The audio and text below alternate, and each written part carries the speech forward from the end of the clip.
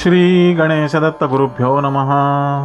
स्थावरं जंगमं व्याप्तं यत्किंचित् सच्चराचरं तत्पदं दर्शितं येन तस्मै श्री गुरुवे नमः। परमपूज्य सद्गुरू श्री रामकृष्ण क्षीरसागर स्वामींना वंदन करून संघटित सत्संग मंडळांच्या या गुरुकार्यातील मोहिमेमधल्या 2107व्या भागाचं मी पठण करीत आहे। आज माघ शुद्ध त्रयोदशी आणि चतुर्दशी शनिवार दिनांक 31 जानेवारी 2026। उपदेशामृत संग्रह भाग 9 या ग्रंथातील भगवान श्री दत्तात्रेय सत्संग मंडळ मुंबई दिनांक 2/8/1997 बैठक क्रमांक 211 परमपूज्य महाराजांनी वेळोवेळी भक्तांशी केलेले हितगुज भाग 59। आजच्या या भागामध्ये परमपूज्य सद्गुरू आपल्या प्रासादिक वाणीतून पुढे म्हणतात, आमच्यासारख्या आजवरच्या प्रत्येक संताच्या अधिकारी पुरुषांच्या जीवन काळात आम्हाला त्रास देण्यासाठी विध्वंसक शक्ती कोणाच्या ना कोणाच्या रूपाने प्रगट झालेली दिसून येईल। आजही ते सध्या अनुभवास येत आहे। विधायक शक्तीने प्रत्येक काळात या विध्वंसक शक्तीचा नाश करून स्वतःचे श्रेष्ठत्वही सिद्ध केलेले आहे। आज आपल्या कार्याला विरोध करणारे पुढील काळात निश्चितच शरण येतील व ईश्वरी शक्तीचा महिमा सर्वांच्या लक्षात येईल। या देहात 4 ऑगस्ट 1996 रोजी कृष्णाष्टमीच्या दिवशी ईश्वरी शक्ती प्रकट झाली आहे। सर्वसामान्यांच्या लक्षात या गोष्टी येणे फारच अवघड आहे। त्या दिवसापासून या देहाला नीलवर्ण प्राप्त झाला आहे। जे भक्त भाग्यवान आहेत त्यांनाच तो दिसू शकतो। कालांतराने या देहाला तांबूस व निळसर असा एकत्र रंग म्हणजेच श्यामवर्ण प्राप्त होईल। हा देह मानवाचा असल्याने देहाची प्रगती एकदम होत नाही, परंतु शक्ती या देहात प्रगट झालेली असल्याने अमृतमय दृष्टीने अनेकांची दुःखे, काळजा तसेच असाध्य रोगही बरे झाल्याचे तुम्ही पाहिले असेलच। आपली परंपरा ही अद्वैत मानणारी आहे। झाडाला अनेक पाने असतात परंतु मूळ एकच असते, तसेच दागिने अनेक असतात परंतु सुवर्ण एकच असते। द्वैत मानणारी माणसे सुखी दिसत नाहीत, परंतु अद्वैत मानणारी माणसे सुखी दिसून येतात।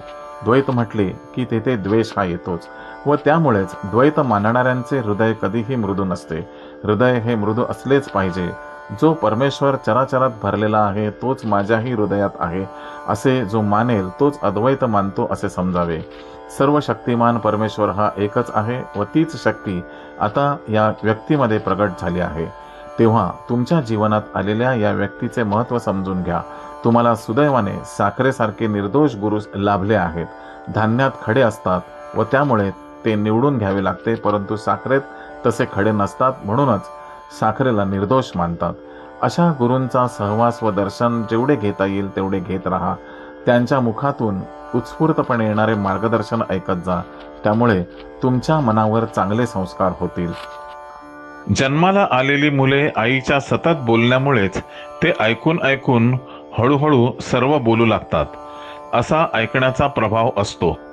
याच कारणामुळे मी तुम्हाला स्तोत्र म्हणताना, अवतरणिका वाचताना जोराने स्वतःला ऐकू येईल अशा पद्धतीने वाचण्यास सांगत असतो। जे तुम्ही येथे येऊन ऐकाल व त्याचे आचरण कराल तेव्हा त्याला अनुग्रहच समजावे। येथे वेगळा अनुग्रह गुरुमंत्र देण्याची पद्धत नाही। मी येथे येणाऱ्या कोणालाही स्वतःहून मंत्रजप करण्यास सांगत नाही। तुम्ही विचारले तरच तुम्हाला तुमच्या कुलस्वामिनीला अनुसरून सेवा करण्यास सांगत असतो।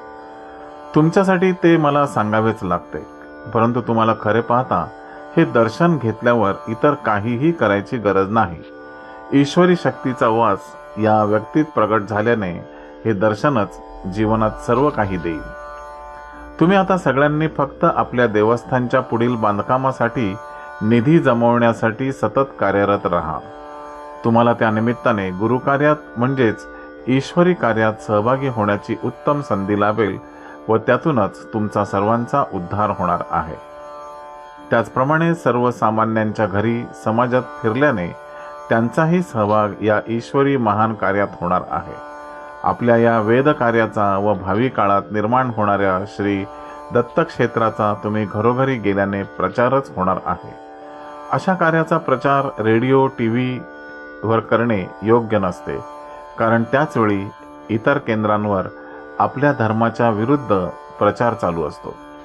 त्याचप्रमाणे वर्तमानपत्रातूनही आपल्या कार्याचा प्रचार करणे योग्य वाटत नाही, कारण वर्तमानपत्र हे फक्त एकच दिवस वाचले जाते व नंतर रद्दीमध्ये जाऊन पडत असते व अशा तऱ्हेने सर्व बातम्या, वृत्त, समाचार दुसऱ्या दिवशी शिळे टाकाऊ होते. सर्वांच्या लक्षात राहण्यासाठी आपण जे निधी संकलनाचे कार्य घरोघरी, गावोगावी फिरून करतो आहे, त्यामागे आपोआपच होणारा प्रचार अतिशय योग्य पद्धतीचा आहे. तुम्ही सर्वांनी तेव्हा या कार्यात जास्तीत जास्त कसे सहभागी होता येईल यासाठी प्रयत्नशील राहा. तुमच्या नोकरी व्यवसायाने तुम्हाला कार्यात नियमित सहभागी होता नाही आले तर जेव्हा शक्य असेल तेव्हा जरूर सहभागी व्हाच. ईश्वरी कार्यात सहभागी होण्याची ही सुवर्ण संधी कोणीही सोडूच नका.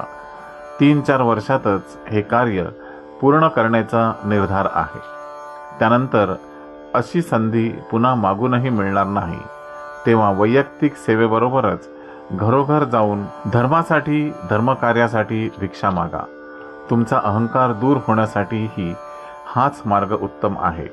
माझे आशीर्वाद तुम्हा सर्वांच्या पाठीशी राहतीलच.